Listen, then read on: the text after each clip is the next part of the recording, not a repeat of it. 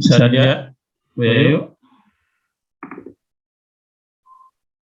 Bisa, Pak Asran, bisa. Baiklah, sebagaimana disampaikan oleh Prof. tadi bahwa untuk tahun 2022 ini akan diluncurkan ya 3 program pengabdian kepada masyarakat. Yang pertama, penerapan titik masyarakat ini yang berbasis masyarakat, kemudian yang berbasis kewilayahan, penerapan titik pengembangan kewilayahan. Ini sebenarnya modifikasi dari PPDM yang ada di panduan sebelumnya ya, program pengembangan desa mitra dan PKW ya, program kemitraan wilayah. Kemudian ada yang berbasis kewirausahaan, yaitu penerapan usaha produk inovasi vokasi. Untuk PIPK dan UPIP itu nanti bersifat multitahun, sedang KPM itu monotahun. Mungkin tadi kawan-kawan narasumber yang lain telah menyampaikannya tentang apa kriteria syarat-syarat tujuan dari menyusun program. Nah, untuk pembuatan proposal ini sebenarnya nanti kita akan menginputkan di Sindamas. Untuk jelasnya mungkin akan disampaikan oleh tim Sindamas ya, Pak Kahar atau Pak Agus. Yang penting menurut saya nanti untuk judul ini khusus untuk pengabdian masyarakat itu tidak terlalu sulit. Cukup menyebutkan kalau program yang Bapak Ibu usulkan itu penerapan titik masyarakat, buatkan aja PIM di mana. Umpamanya mitra kita siapa? Mitra kita Posyandu umpamanya. PIM Posyandu di mana? Kalau mitra kita itu yang produktif, UKM umpamanya pengolahan ikan ya, PIM pengolahan ikan di mana, di luar mana tempatnya. Jadi cukup begitu juga PIPK, sebutkan saja PIPK kan berbasis wilayah, sebutkan saja wilayahnya apa? Apakah desa, apakah kelurahan, atau kalau di Padang atau Sumatera Barat itu ada nagari ya, sama setara dengan desa. Sebutkan. Jadi di PIPK di desa A, kecamatan B, umpamanya kabupaten apa.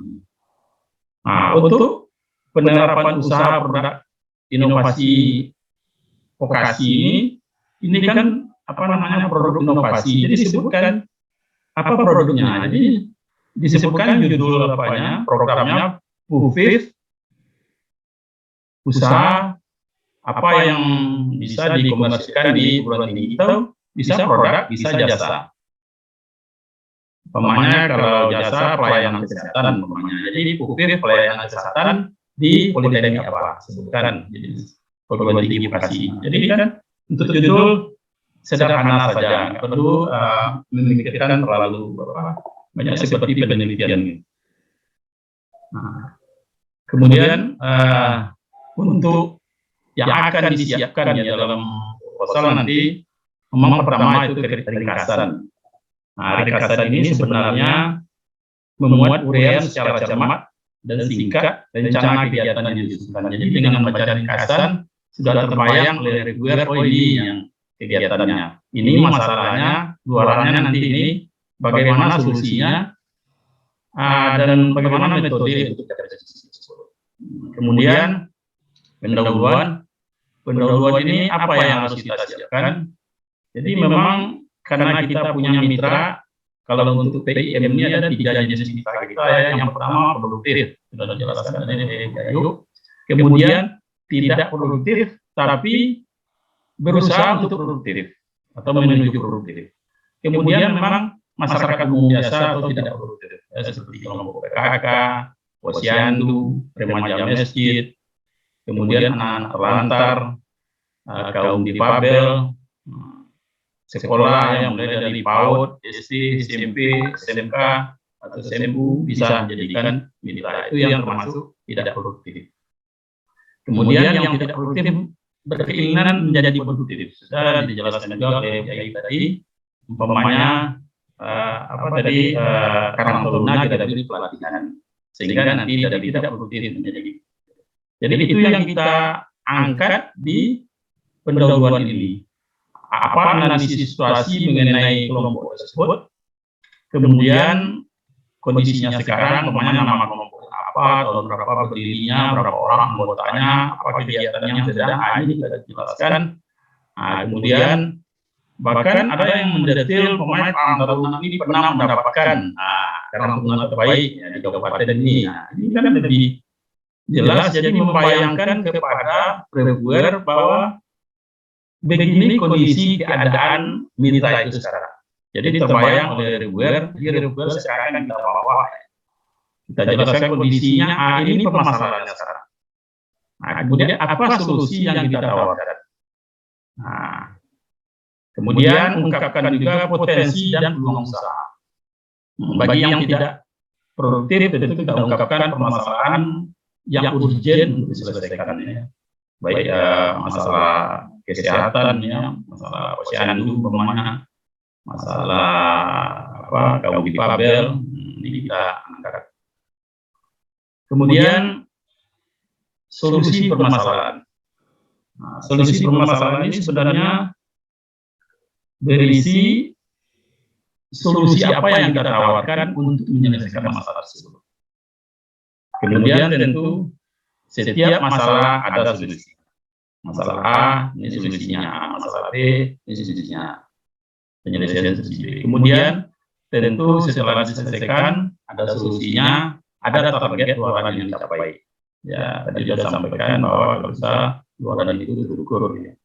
Kemudian pada solusi ini perlu dijelaskan ya, ini ada nilai tambahannya. Tambahnya kalau seandainya kegiatan yang kita laksanakan merupakan hasil riset daripada tim pada tentang kondisi masalah yang akan kita selesaikan. Jadi ini ada nilai tambahnya nih, karena nanti akan disampaikan oleh Bu Lili bagaimana penilaiannya kalau ini hasil riset. Apalagi hasil risetnya baik, kemudian teknologinya juga baik atau canggih umpamanya, dan diharapkan bisa menyelesaikan masalah kita. Kemudian metode pelaksanaan. Metode pelaksanaan ini untuk yang mitra yang produktif atau yang mengarah produktif, tentu tentang usahanya kita jelaskan bagaimana menyelesaikan tadi pertama umpamanya masalah produksi, umpamanya kita akan menerapkan pesan, kemudian masalah pemasaran, ya minimal tadi 2 bidang masalahnya. Kemudian untuk mitra yang tidak produktif, nyatakan juga langkah-langkah atau tahapan melaksanakan solusi ya atas permasalahan itu sendiri. Kemudian pada metode ini juga kita jelaskan juga partisipasi mitra. Kemudian bagaimana evaluasi pelaksanaan program. Dan juga jangan lupa bagaimana peran tugas masing-masing anggota. Jadi di sini bagaimana kompetensi daripada anggota, sehingga nanti reviewer bisa melihat apakah kompetensi ini akan bisa menyelesaikan masalah atau tidak, terkait bidang ilmunya dengan permasalahan yang diangkat ya, dalam proposal. Termasuk di sini juga tugas dan peran mahasiswa, ya. Karena ini akan dikaitkan dengan PPKM ya, apakah dia sebagai pendamping di lapangan ya, apakah ini masuk PPKM kan ada membangun desa ya, pada sana nanti ada revisi mata kuliahnya, umpamanya ada bagaimana perencanaan pembangunan desa atau apa, ini mungkin bisa dibicarakan nanti di program studi. Kalau seandainya kita bawa mahasiswa dengan program ini, dengan tugas ini, bagaimana rekognisi mata kuliahnya, ini bisa dibicarakan di program studi. Mohon waktunya ya Prof. Kemudian jadwal pelaksanaan ini dalam bentuk baca sebenarnya ini telah disediakan di sistem dalam bentuk tabel. Jadi Bapak mengisinya dalam baca sehingga ada kegiatan, kemudian berapa lama kegiatan tersebut kita laksanakan. boleh kita menambah kolom dan barisnya nanti pada sistem itu. Kemudian ada data pusaka, ini data pusaka disusun dan ditulis berdasarkan sistem nomor sesuai dengan urutan penitipannya. Dan hanya pustaka yang listasi yang dalam urutan yang dimasukkan. Kemudian gambaran arsitek ini, nah jadi di metode tadi kan memang ada kita mengaplikasikan teknologi ya, merancang alat. Nah ini dibuatkan di sini bisa dalam bentuk flowchart tahapan kegiatan juga dalam bagian alir boleh. Nah kemudian peta lokasi mitra sasaran. Peta ini sudah dijelaskan secara gamblang oleh Yayu tadi. Kemudian program yang kedua yaitu penerapan iptek pengembangan kewilayahan atau PIPK. Ya. Ringkasannya sama dengan tadi, bagaimana kondisi existing wilayah tersebut yang mempunyai desa apa, ceritakan, kemudian apa permasalahan wilayah tersebut, kemudian bagaimana gambaran solusi pengeluaran. Ini biasanya dalam sistem cukup satu halaman dengan 500 kata. Sedangkan untuk penduluan itu biasanya 2000 kata. Untuk PIPK ini karena mitra kita kan desa, di dalam desa itu yang kita kembangkan bisa UKM, bisa kelompok usaha, bisa kelompok tani yang ada di desa tersebut. Mohon maaf, Prof. Waktunya kurang 4 menit. Ya. Oh ya, terima kasih. Kemudian untuk bidang kegiatan tadi sudah dijelaskan oleh Pak Wisnu, integrasi. Tadi dijelaskan oleh Pak Wid ya, integrasi pertanian, perkebunan, peternakan, dan ini. Kemudian perguruan tinggi memberikan penguatan melalui adaptasi ya yang telah didapatkan melalui penelitian ya, yang akan didiseminasikan pada masyarakat yang ada di desa tersebut. Kemudian tujuan PIPK dan luaran kegiatan selama 3 tahun diberikan tugas dalam 2 tahun ini. Kemudian solusi sama dengan tadi, ada masalah kita carikan solusinya, dan itu nanti ada luaran ya, yang dikasihkan. Kemudian luaran itu harus terukur ya atau terkuantitatif. Kemudian masukkan juga hasil riset yang terkait dengan pengembangan wilayah, dan itu mungkin ada penelitian dari tim yang sudah ada di wilayah tersebut, ini akan menjadi nilai tambah.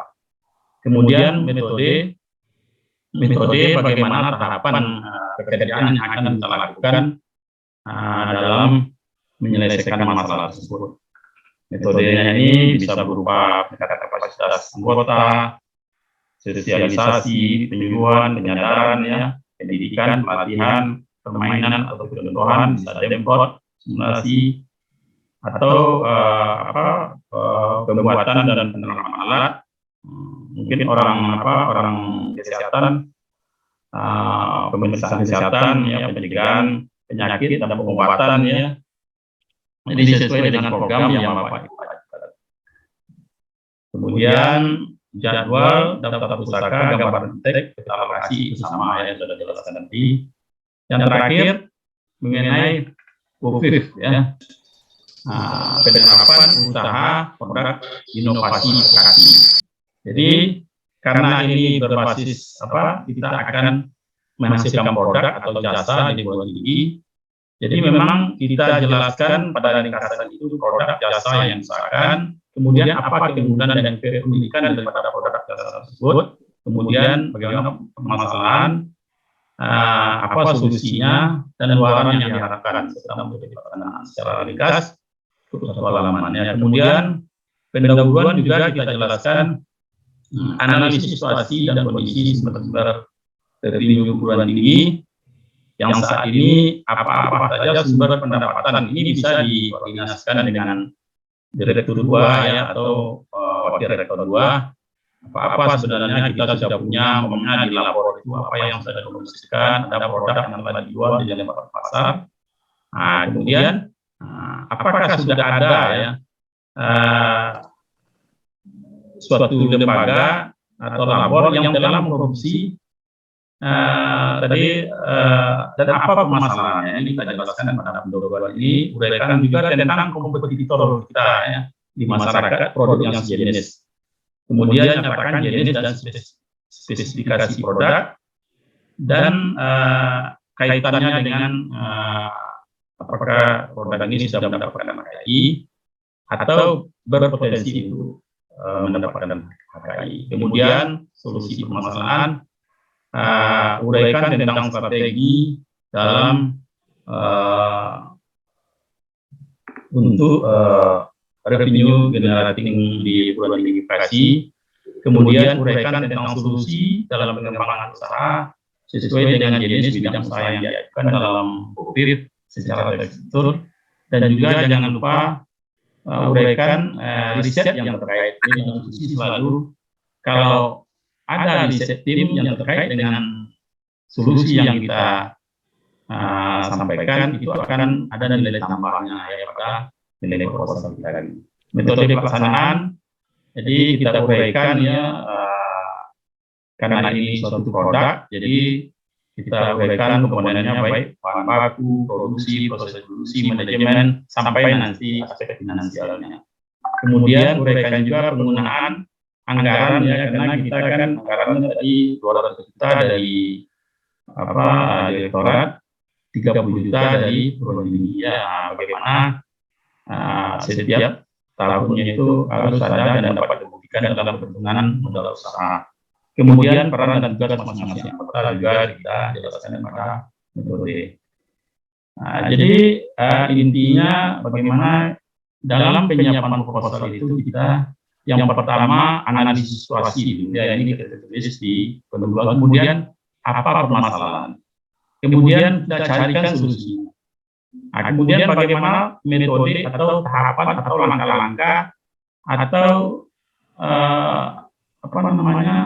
bagaimana menjalankan solusi yang kita tawarkan.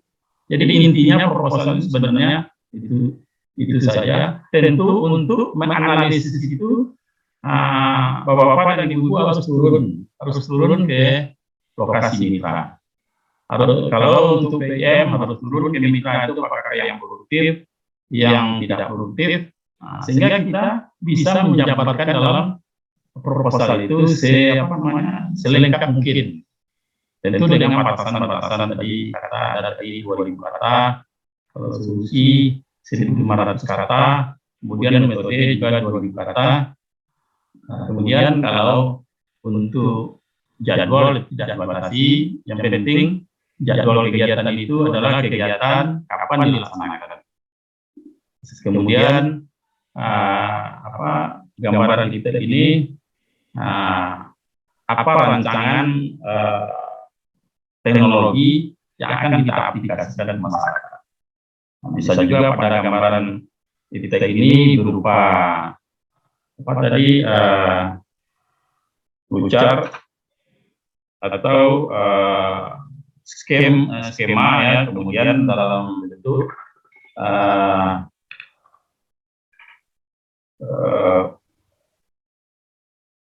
tahapan kegiatan yang kita lakukan.